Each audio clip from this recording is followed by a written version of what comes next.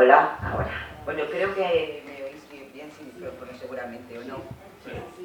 Tengo buena voz. Bueno, vamos a empezar hoy la presentación, pero antes de decir nada quiero que actúe el niño. Siempre solemos tener una actuación, tenemos aquí la escuela de música, hasta aquí el edificio al lado, entonces nos aprovechamos de ellos y siempre que se presenta algún libro, sobre todo en la semana del libro, pues les pedimos que actúe alguno de ellos. Entonces primero vamos a escucharles. Hola, soy Martín y voy a tocar la primera lección de Aguado.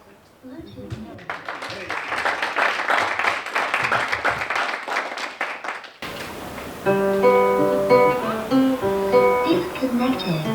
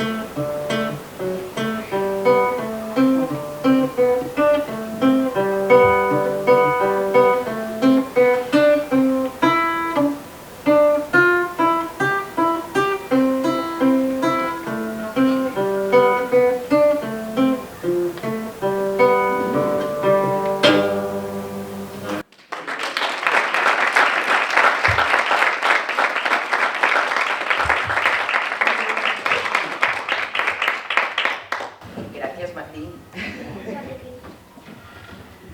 Bueno, pues bienvenidos todos a estos 2 días de presentación del libro, que será hoy y mañana. Muchas gracias a Javier por querer presentar el libro aquí, estamos muy agradecidos. Javier, que nació en un pueblo de la montaña minera leonesa, que siempre mostró un gran interés por la lectura, aunque la biblioteca que tenían allí pronto se le hizo pequeña paso para su interés. Y años más tarde comenzó su andadura como escritor de relatos cortos. Después de ser publicado varios de los mismos, decidió escribir su primera novela. Gran viajero, siempre transmite sus vivencias en sus escritos, mezclando hábilmente realidad con ficción.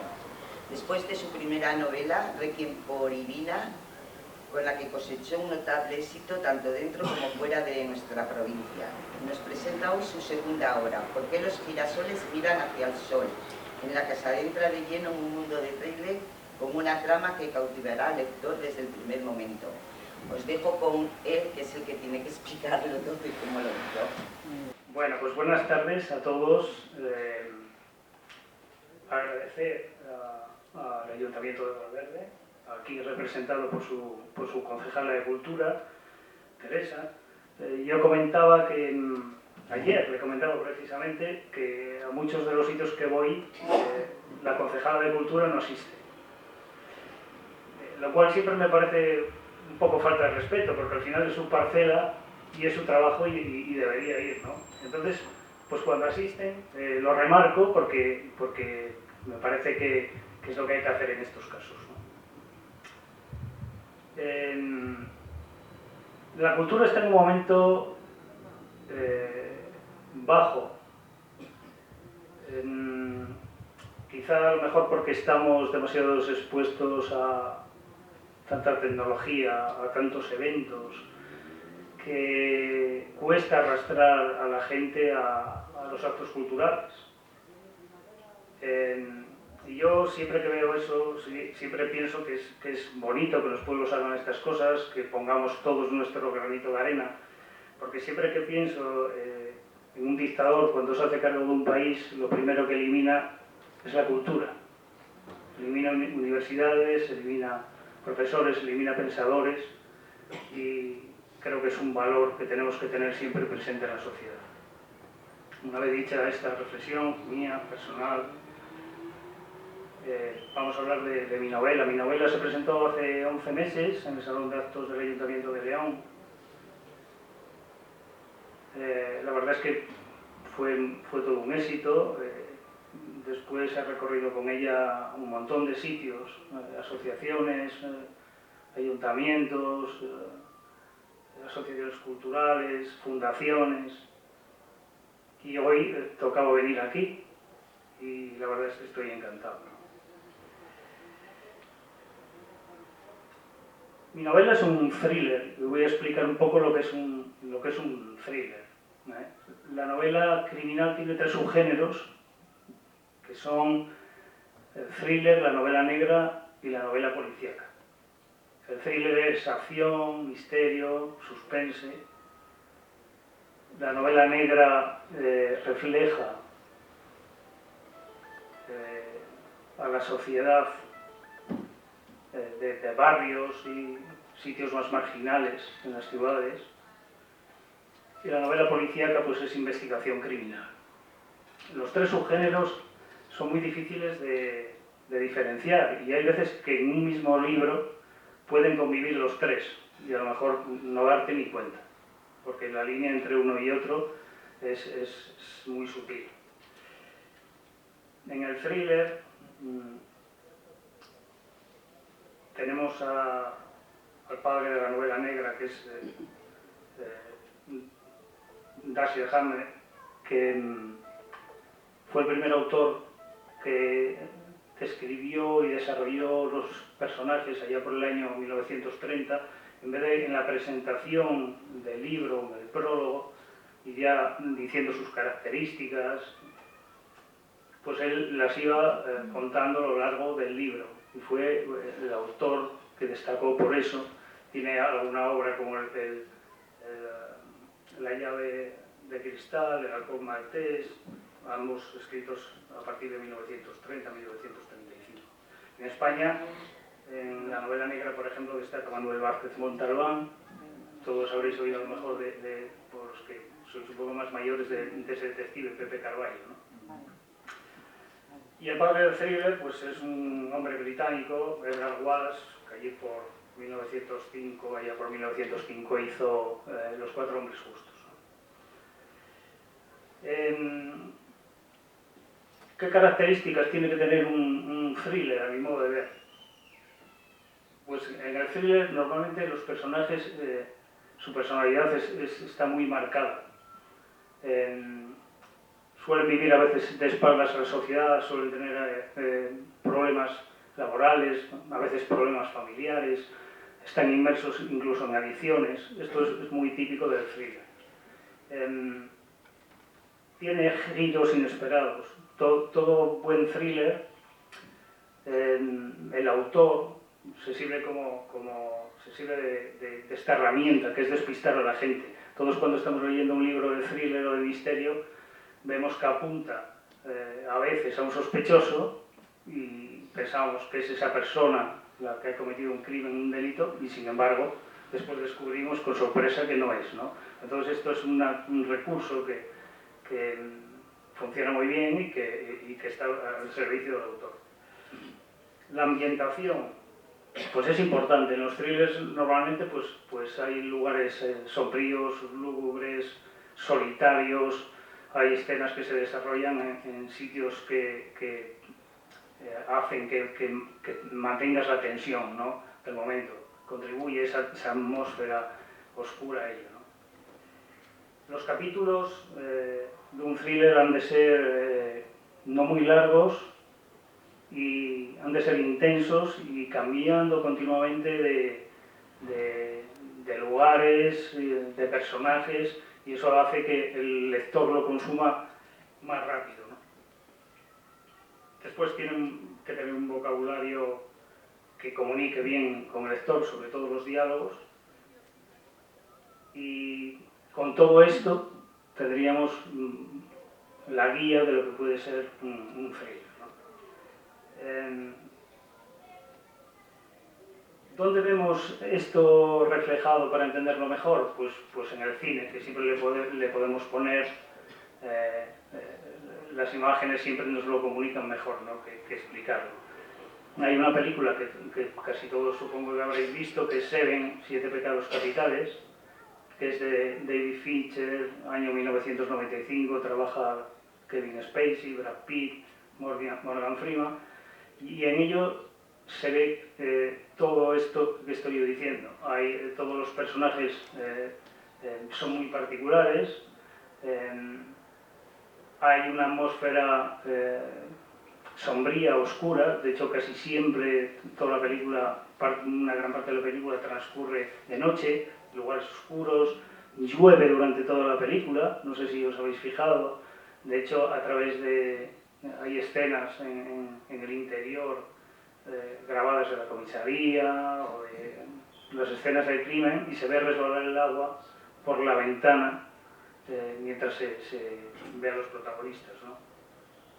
Después tiene giros inesperados hasta última hora y es una trama intensa que no te hace perder comba a la hora de ver la película, ¿no?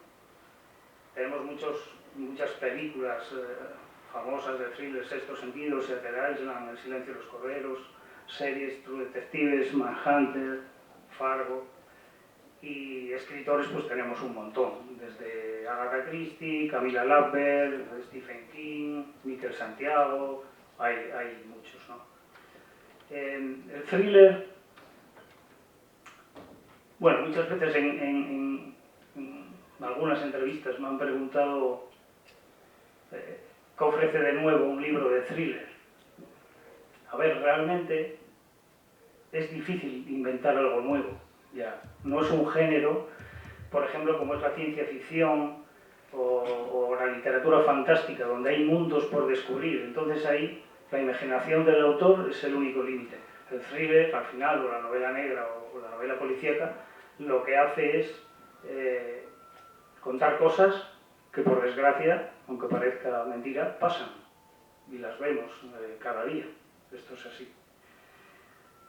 Sí que ha habido algunas soplos de aire fresco, por ejemplo, la novela nórdica ha traído, a través de Camila Lampert, varias series también bastante conseguidas, han traído también un soplo fresco al thriller. Y, por ejemplo, estas novelas, antes de lo que os decía de la climatología, se nota cómo lo usan muy bien a su favor. Hay paisajes nevados, cadáveres congelados, todo este tipo de matices pues, muy presentes allí en su país, ¿no? Ahora voy a hablar un poco de mi novela, y para hacerlo un poco más animado voy a hablar sobre las 3 partes más importantes que tiene un libro aparte del contenido, que son la cubierta, el título y la sinopsis. Si no eres un Arturo Pérez Reverte o un Stephen King, que la gente ya va a comprar ese libro sí o sí, estas 3 cosas son muy importantes. La primera, la cubierta, como podéis observar ahí en el roller, pues no puede ser anodina, tiene que llamar la atención de la persona que pasa a ver tu libro, en una feria del libro, en las librerías en el que está expuesto, tiene que llamarte la atención. Entonces aquí, por ejemplo, se ve ya una persona que despierta un poco bueno, vamos a ver este tipo, ¿no? Es un ambiente también oscuro, con unas luces que quizás se apaguen y se enciendan, parece un sótano, ¿verdad? Entonces a la gente eso ya le genera un poco de... voy a arrimarme al libro. Después el título ha de estar bien escogido también. Yo, cuando llevé este manuscrito a mi editor, no lo había leído todavía, y dijo que el título igual había que cambiarlo. Pero cuando lo leyó, dijo que era el título apropiado. ¿Por qué escogí este título? Pues escogí este título porque a mí, desde pequeño, siempre me gustaron los girasoles. Los girasoles son seres vivos que tienen una cosa en común con el ser humano, que es que se mueren. Amanecen mirando hacia el este y según va pasando las horas del día va girando con la luz hacia el oeste. sobre todo cuando son jóvenes. Entonces yo establecí una analogía entre este comportamiento y el de las personas, porque las personas cuando no quieren ver algo o hay algo horrible que se muestra delante de ellos, ¿qué es lo que suelen hacer? Mirar hacia otro lado. Entonces, en cuanto los que habéis podido disfrutar del libro o los que lo vayáis a leer, pues rápido lo entenderéis en cuanto leáis el prólogo de por qué del título.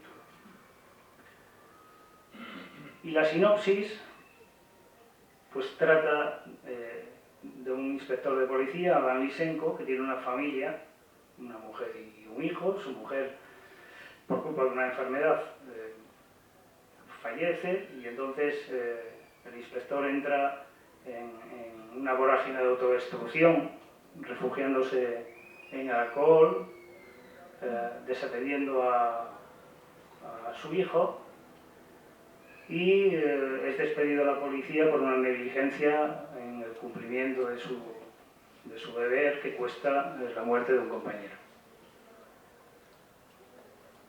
Hay un capítulo que me gusta mucho, que es cuando Adam Lysenko, al día siguiente de desaparecer su hijo, sube al piso de arriba, a la habitación de él, abre la puerta, se sienta en la cama, coge una prenda del chico, la abraza contra sí, llora en silencio y empieza a mirar alrededor de la habitación y ve que ha perdido 3 años de su vida como padre. No conoce a su hijo, no sabe qué amistades frecuenta, no sabe qué grupos de música le gustan o no sabe los deportes que practica.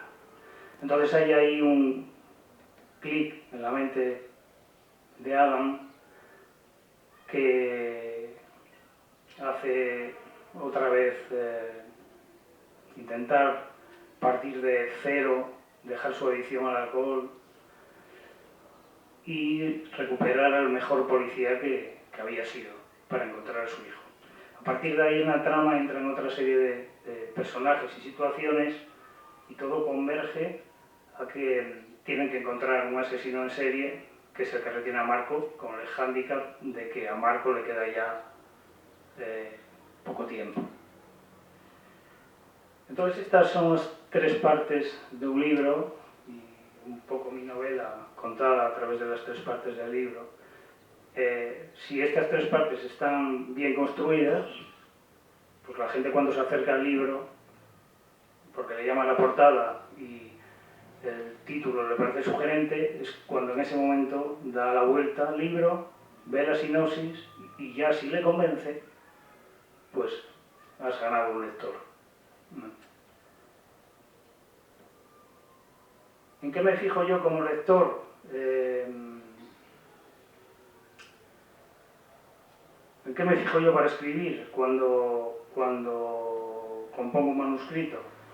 Pues me fijo un poco en lo que soy yo como lector. A ver, este es un libro que muchas veces la gente te pregunta, claro, no es un ensayo, no es un libro de historia, es un libro de entretenimiento. Y eso es lo que tiene que cumplir, entretener. Entonces, un libro de entretenimiento, si está un mes en la mesita de noche, quiere decir que no ha cumplido su cometido. Yo, pues, cuando soy lector y tengo un mes el libro en la mesita de noche, no sé si a vosotros os pasará, es que el libro básicamente no te gusta, ¿eh? Y a mí, como no me gusta perder el tiempo, no suelo acabarme los libros que no me gustan. Simplemente los dejo de leer. Y hay otra cosa que también me fijo, que es que cuando llevo medio libro, me da pena que solo me queda la otra mitad. Que no sé si es algo que os pasa a vosotros. Y dices, joder, ya he llegado a la mitad del libro, qué rápido se ha pasado.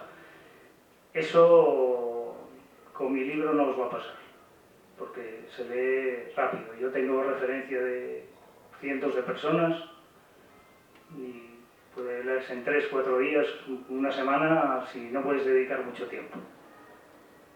Mira, está sintiendo él que se lo compró ayer y ya ha leído no sé cuántos capítulos. Es así, ¿eh? Y ha habido gente que incluso el día y medio, 2 días lo ha leído.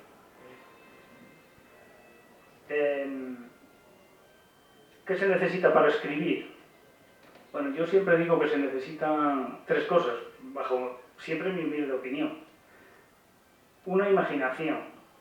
Puede ser la persona más inteligente del mundo, puede ser ingeniero nuclear, pero sin embargo eres incapaz de contar una historia. Necesitas cultura también. No digo cultura solo refiriéndome a la titulitis. No, la cultura se adquiere a través de otras muchas maneras, ¿no? Viajar es cultura, leer es cultura, hablar con la gente es cultura, saber escuchar es cultura, ir al cine es cultura, y al final un escritor se nutre de todas esas cosas para componer sus novelas, ¿no? Esto es así. Yo personalmente siempre fui un niño que me gustó leer mucho. Recuerdo que en mi pueblo, en Villablino, cuando era pequeño no había biblioteca municipal. Claro, yo tengo 56 años, voy a hacer. Y de aquella no había biblioteca municipal. Los libros eran caros y aquella época no permitía grandes alardes a las familias para comprar libros. Entonces me acuerdo que cuando vino la biblioteca a mi pueblo, lo recuerdo con mucho cariño, porque además era una biblioteca, no era una biblioteca al uso, que entras, hay estantes llenos de volúmenes, de libros, coges y al final, pues bueno, como conocemos las bibliotecas hoy en día, ¿no? Había una bibliotecaria con una mesa y unos ficheros y había un cuarto que era donde tenían los libros. Entonces el autor no entraba, o sea, el lector no entraba a escogerlos, tenías que pedirlo y ella te los sacaba. Y yo empecé a pedirle libros. Hay que pensar que tampoco tenía muchos cuando empezaron. Entonces ya cuando habían pasado unos meses la tenía aburrida, porque no hacía más que sacarme cupos de libros y yo decía, este lo leí, ay, este no es para ti, espera, este es... Entonces llegamos a un trato y me dijo, bueno, puedes entrar aquí a leer, o sea, escoger el libro cada vez que quieras, cuando no haya gente, lo dejas apuntado aquí, al salir y ya lo entregarás. Y ese fue el trato que hice con aquella señora, que no sé qué será de ella, claro, seguramente habrá muerto porque han pasado ya muchos años, ¿no? Pero es un recuerdo muy bonito, la verdad. Y después otra cosa que se necesita para escribir es habilidad. Todos tenemos algún don en la vida. No hay nadie sin un don. A todos se nos da algo bien. Y pienso que es como cuando, si a vosotros estáis aquí, os diera un trozo de madera con una navaja y os diera una hora de tiempo y os dijera, a ver si sacáis una figura reconocible de ese trozo de madera. Pues seguramente si hay aquí 30 personas, 23 no sacarían nada, 5 sacarían algo y 2 sacarían una figura muy reconocible sin haberlo hecho antes. Esa es la habilidad que tiene cada persona en diversas facetas de la vida, ¿no? Yo creo que todos somos muy válidos en algunas cosas, se nos da muy bien y otras se nos dan mal. Creo que para escribir bien tienes que tener esa habilidad. Por muchos cursos que vayas a hacer, si no tienes esa habilidad no vas a ser un buen escritor. Es igual que pintar.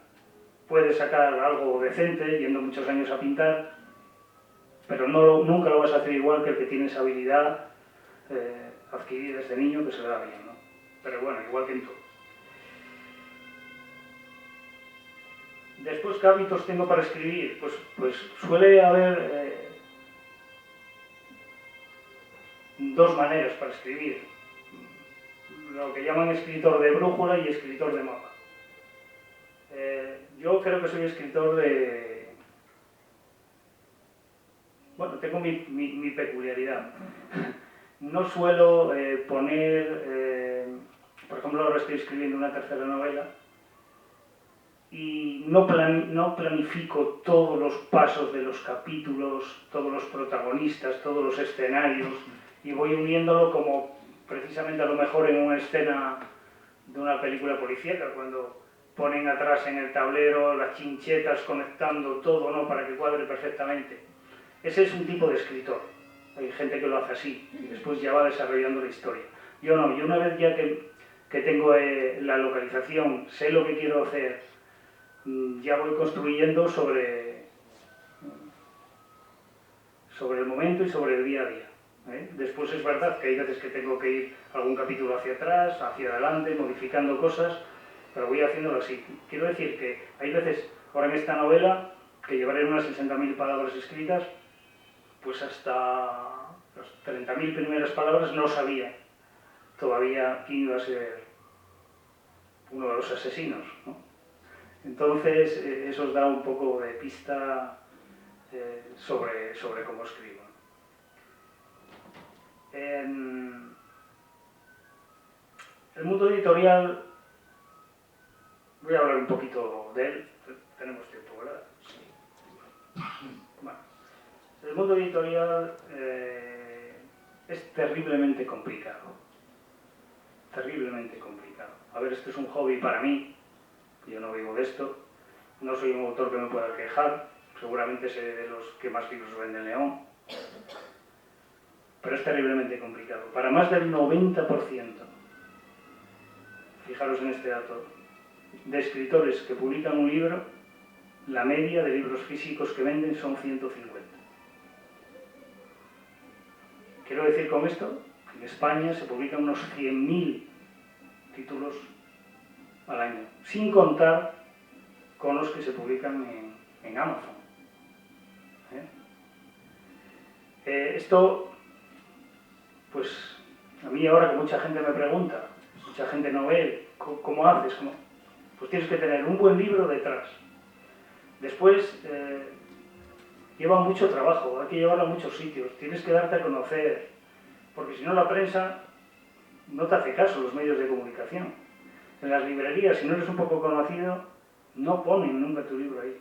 Entonces hay gente que se frustra terriblemente, porque conozco a gente que tiene muy buenos libros, que el día de la presentación van la familia y los amigos, el primero, y vende 40.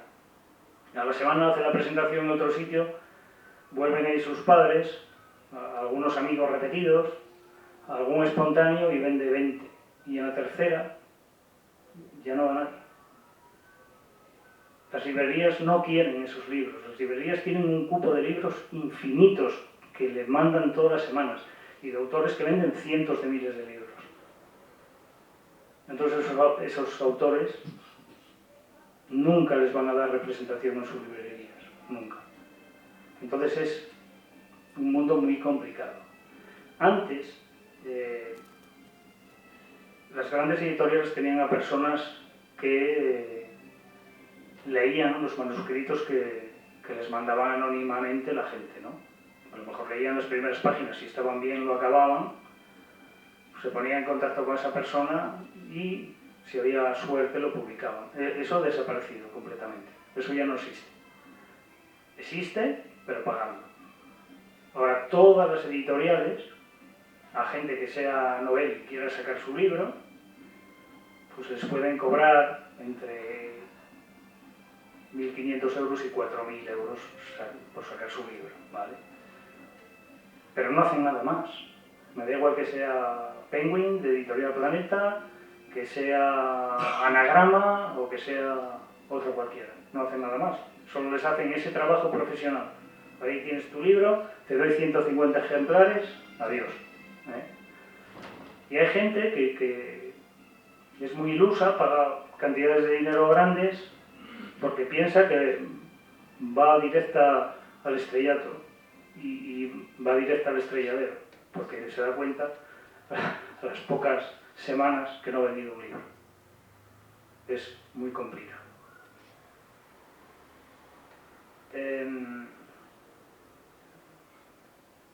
Bueno, si tenéis alguna pregunta de lo que queráis, podéis preguntar.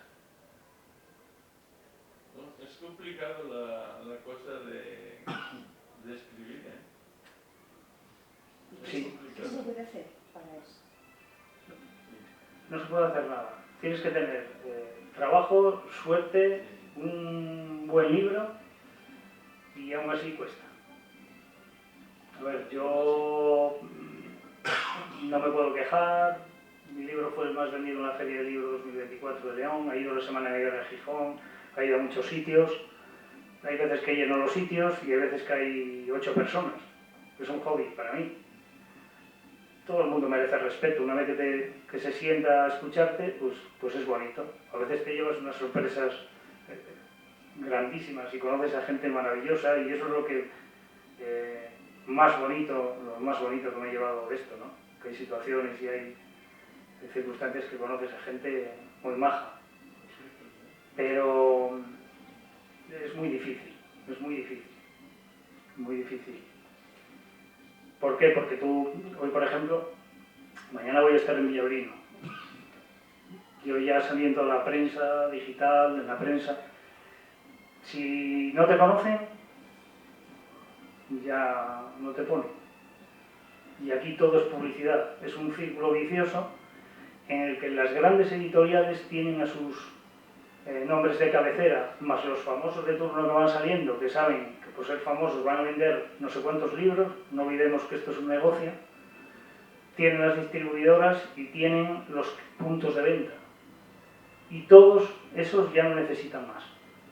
Entonces, incluir a nuevos escritores para poder acceder a esto, pues es casi imposible. Se da una vez, de vez en cuando sale alguno, Miquel Santiago, Carmen Mola, alguno, pero contaos con los dedos de una mano porque el negocio es un poco cerrado para los mismos. Y después ya no te digo todos los que hay traducidos al español. Entonces ya solo con eso no paran de rotar y les vale. Es un negocio muy cerrado. Después hay que pensar que ese libro de ahí en cualquier librería vale 18 euros. La venta online que se puede adquirir también vale 18 euros. Y si os queréis llevar alguno, yo nunca traigo cambio y lo dejo en 15, porque no me gusta traer cambio. Y ese libro en una librería, ¿sabes lo que me deja? Y mi editor es de los generosos, de 18 euros, 1,80. Y de 1,80 Hacienda se lleva el 15%. Entonces, para que veáis la dificultad que hay para vivir de esto, aquí en León, provincia, quizás solo hay 2 personas que vivan de ello. Uno, Julio Llamazares, que, porque tiene también muchas colaboraciones, le van llamando también, tiene un reconocimiento merecido y además bueno, fue 2 veces finalista del Premio Nacional de Narrativa Española. Es un escritor ya consagrado y bueno, lo llaman para muchas cosas de la Diputación, de tal. Estos retiros que suele dar. El otro año me hicieron un homenaje en mi tierra y dije yo, a ver si esto me voy a morir pronto. Dije, sí. Dije, a ver si me voy a morir pronto ahora porque los homenajes se suelen dar.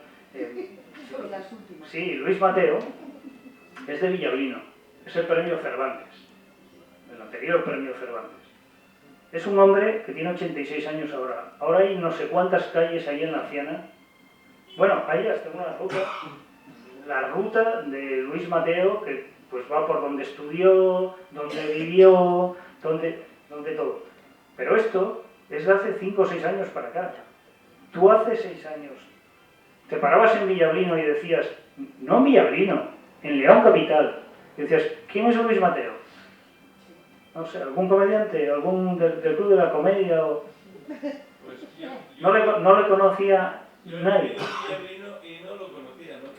¿Ves? No estuvo muchos años, estuve 3 años nada más. Ya.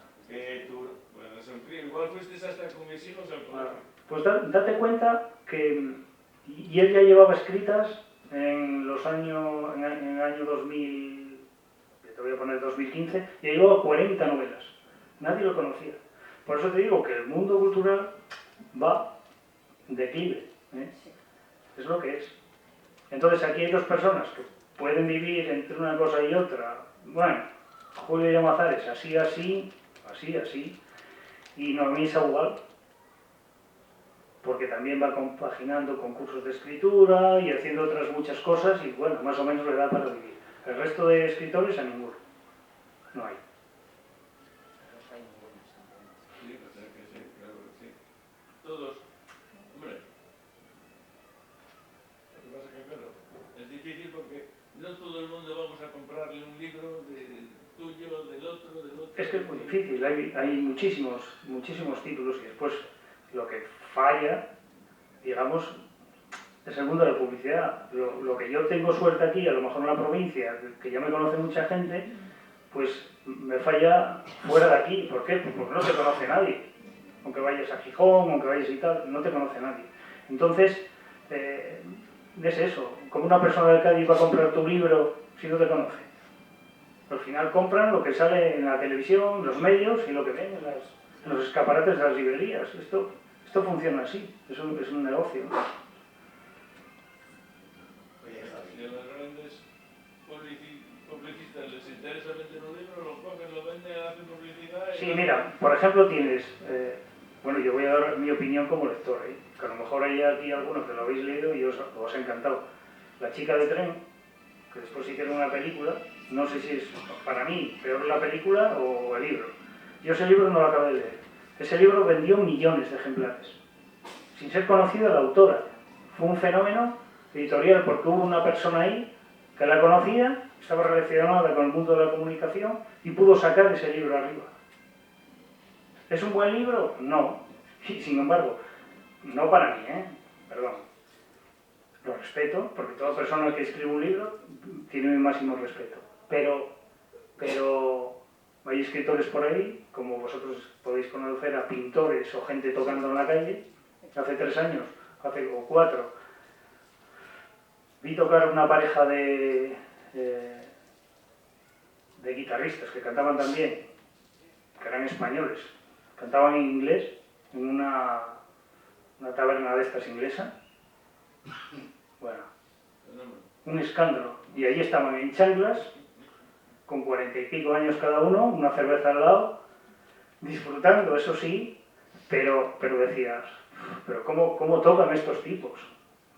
Que no había que marchar de ahí, es que clavaban las canciones, hacían muy bien. Entonces es un poco eso. Y hablando de eso, no voy a decir cuál es porque me da vergüenza. De Vargas Llosa fui incapaz de terminar un libro. Bueno, es que hay escritores muy reconocidos también, pues que por lo que sea, pues hay gente que sí se le hace bola. Por ejemplo, Ken Follett con Los Pilares de la Tierra, pues me gustó mucho, y después los siguientes libros que escribió, tenías que pasarte 30 páginas de una vez porque decías, madre mía, esto no puede ser, pero ¿cuándo sale aquí algo de chicha?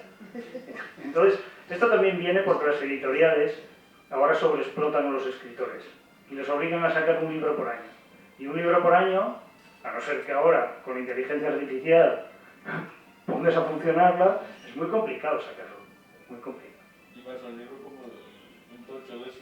Sí, pero bueno, hay veces que yo siempre digo a la gente, el tamaño del libro no da la nota de él. Yo con Los Pilares de la Tierra me lo he leído 3 veces. Claro, es que es Y pienso volvérmelo a leer todavía cuando me ha encantado. Es que es un Pero gran los otros no. Es un gran libro. Yo conozco a Javi desde hace muchos años, tenemos una buena amistad. Soy un comprador de tus novelas y un pésimo lector. De tu primer libro he abierto 2 páginas y no me gusta leer más.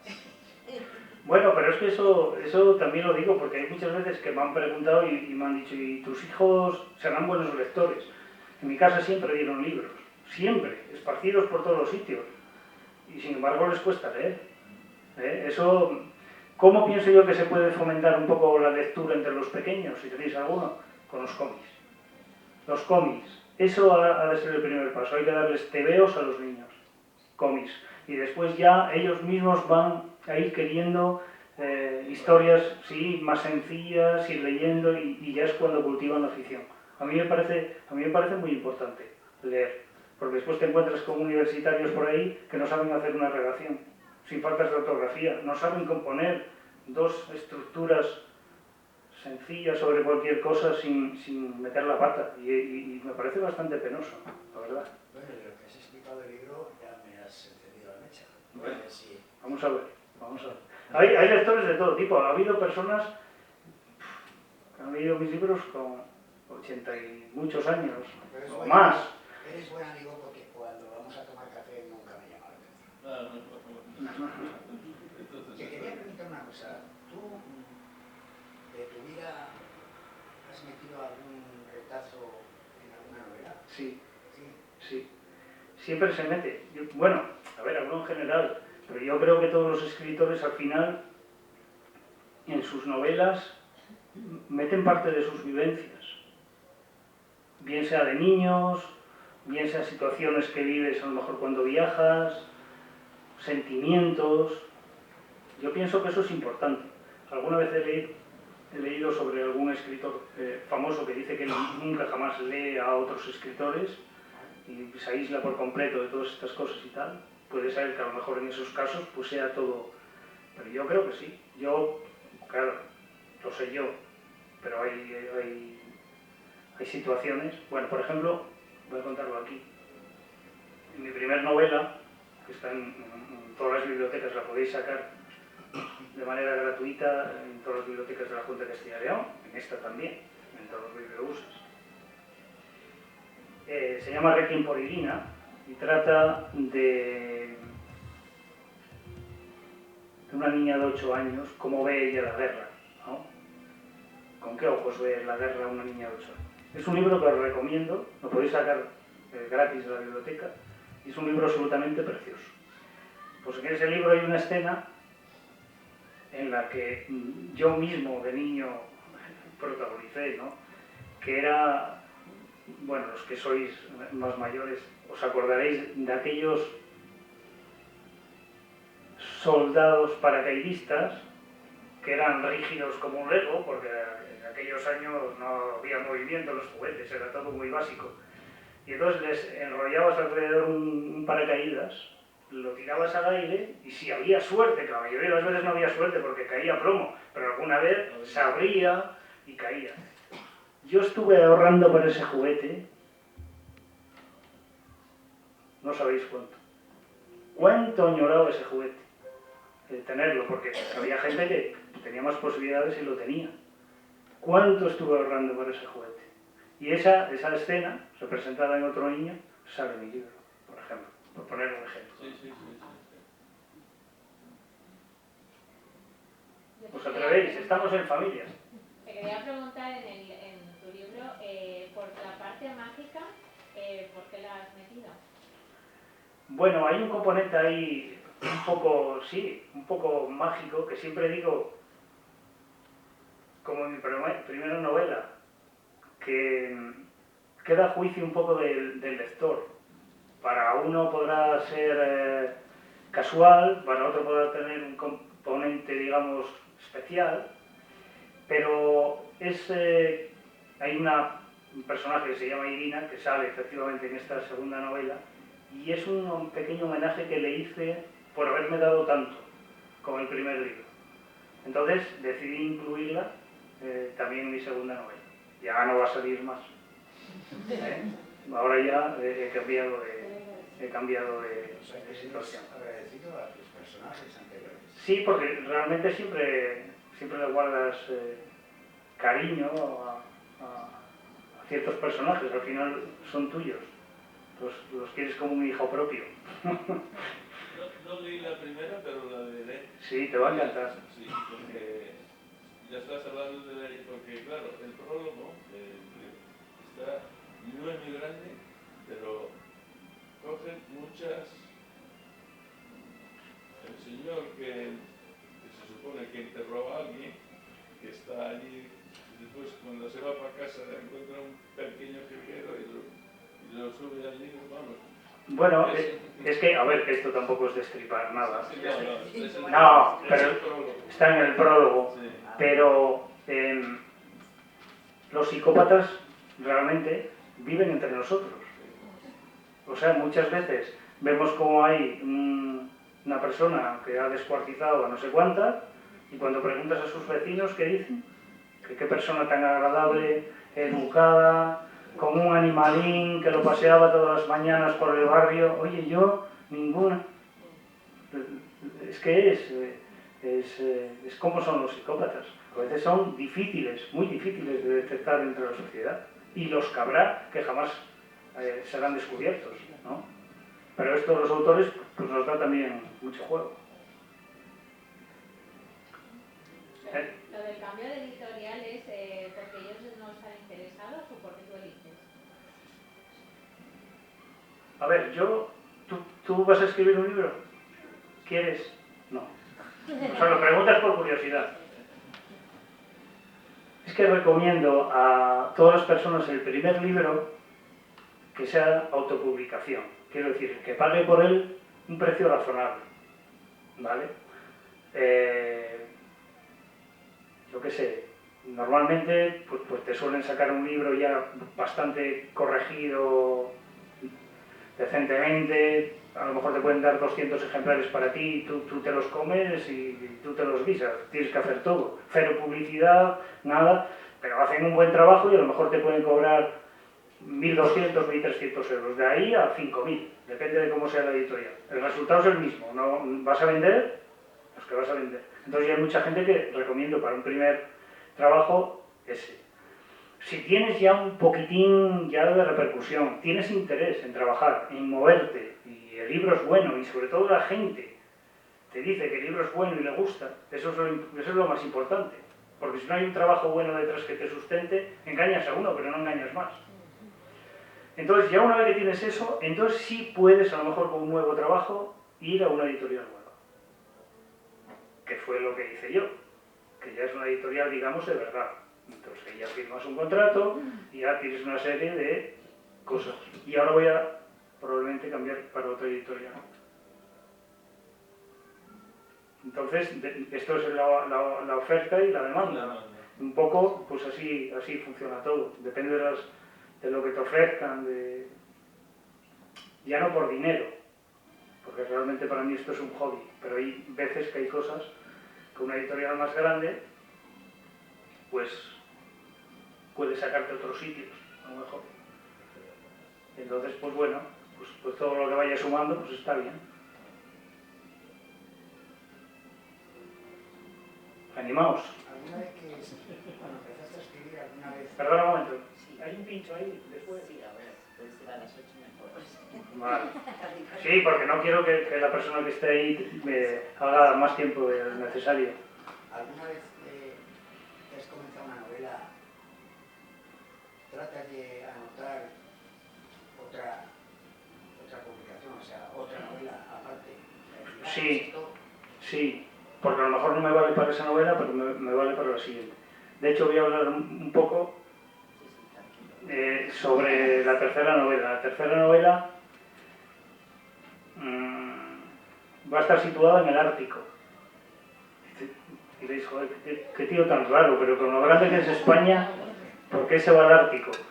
A lo mejor porque siempre está muy influenciado por la literatura británica y americana. Y yo leo muy pocos autores españoles y los cines, series, me gustan más las americanas y las inglesas. Sin despreciar a las españolas, ni mucho menos. Yo defiendo lo nuestro lo primero y lo de León lo primero también. Pero es un tema que me llamaba y ¿por qué? Porque por la soledad de donde se desarrolla la historia, esos paisajes de tundra nevados, inhóspitos, duros, en una base científica se juntan 8 personas, ahí suceden las cosas que suceden y ya son pocos los que hay ahí.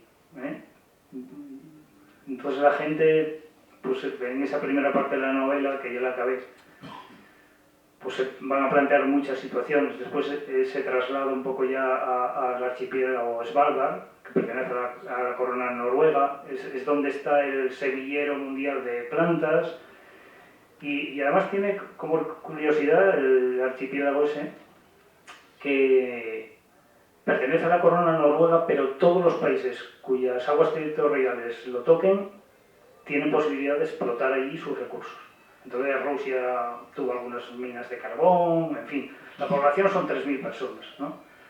Y entonces entre ahí y Oslo, pasando por algunos sitios por ahí más, pues se desarrolla la novela. Que me costaría mucho menos desarrollar una novela aquí con personajes españoles y porque es nuestra cultura y lo conozco y sé lo que es, sé lo que comemos. No comemos Sprek, ni comemos... no, no es de noche a las 4 de la tarde, no. Me costaría menos, pero a mí me gusta así y así lo estoy haciendo. Bueno, para el año que viene te compramos esa aquí. Para el año que viene, sí, probablemente la saque el año que viene. Yo también. ¿Sabes tu libro? Sí, hombre, por supuesto, sí. Pues bueno, pues si queréis alguna firma de algún libro o alguna cosa, Lo firmaste ayer, así. muy amable. Ayer fue un gran éxito para mí. Yo vendí un montón de libros y yo, si voy a las ferias, si hay gente, vendo muchos libros siempre. O sea que encantado. Pues nada, me alegro de que te haya ido bien. Claro que sí. Bueno, pues muchísimas gracias a todos ustedes y recordarles que mañana tenemos otra firma de otro escritor leonés, Ares Real. No me acuerdo muy bien del título, está aquí. Casualidad o destino. Mañana a las 7 también tenemos la presentación de este libro.